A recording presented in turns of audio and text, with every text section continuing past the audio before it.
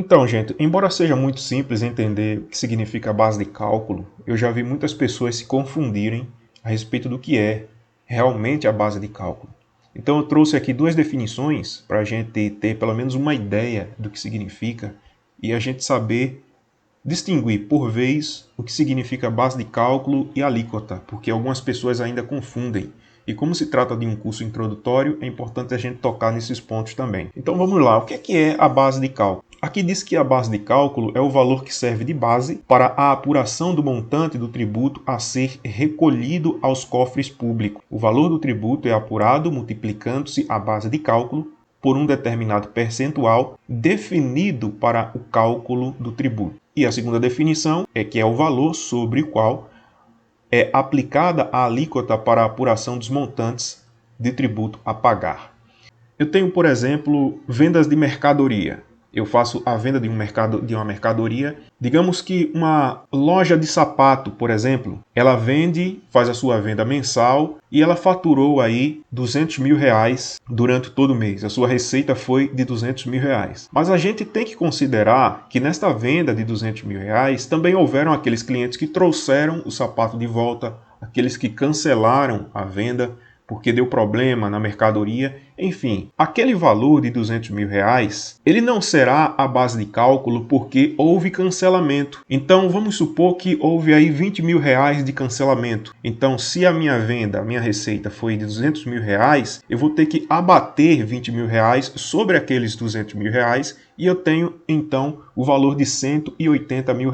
Esse valor de R$180 mil, ele pode servir como base de cálculo para, por exemplo, o ICMS, para o PIS, para a COFINS, que será o valor que será pago ao Estado ou para a União. Mas já que nós estamos falando a respeito de base de cálculo, convém também a gente falar a respeito da alíquota. E a alíquota, neste caso, é um valor definido em lei que, aplicado sobre a base de cálculo, determina o montante do tributo a ser pago. Então, a alíquota trata-se de um percentual, ou não necessariamente um percentual, mas um valor que seja estabelecido em lei, para que dali seja extraído o tributo que há de ser pago. A alíquota ela pode ser definida de duas formas, ou a alíquota pode estar categorizada em duas formas. E vamos ver quais são. A primeira aqui, nós temos a alíquota chamada de ad valorem. A lei estabelece um percentual que, aplicado sobre a base de cálculo, é o valor da operação, determina o valor do montante do tributo devido. Nós temos, por exemplo, o imposto de renda, que dependendo de alguns casos, a sua alíquota normal, mais comum, que a gente vai ver mais à frente, é de 15%.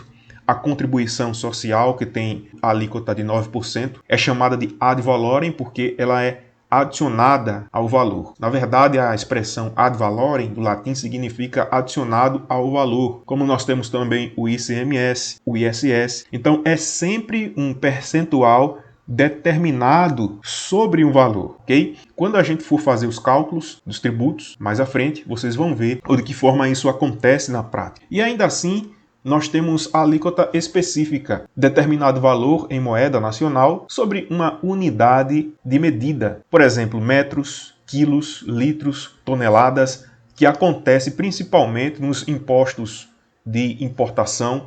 E para isso é preciso a gente ver na lei qual seria o produto que estaria sujeito a esse tipo de alíquota específica. Por exemplo, a gente tem o caso do IPI. O IPI ele pode ser tanto ad valorem, pode ter um percentual sobre determinado valor, como também pode ser uma alíquota específica. Por exemplo, eu tenho aqui R$50 por metro cúbico de determinado produto que foi importado. Então, o governo ele pode cobrar R$50 por metro cúbico de algum produto qualquer, desde que isso esteja estabelecido em lei. Ou R$20 por tonelada de determinado produto. Como existe uma cadeia imensa de produto, eu só estou utilizando isso aqui como um exemplo, tá, gente? Então, em alguns casos, o IPI ele pode ser cobrado dessa forma. Em outros, não. Existe, por exemplo, o IPI sobre cigarro, que é uma alíquota ad valorem. Existe lá o percentual, que inclusive o percentual sobre o cigarro é altíssimo do IPI. Mas existem outros produtos em que a cobrança é feita, como eu havia dito, correspondente a um valor específico para aquele produto, ok? Vamos para as próximas aulas.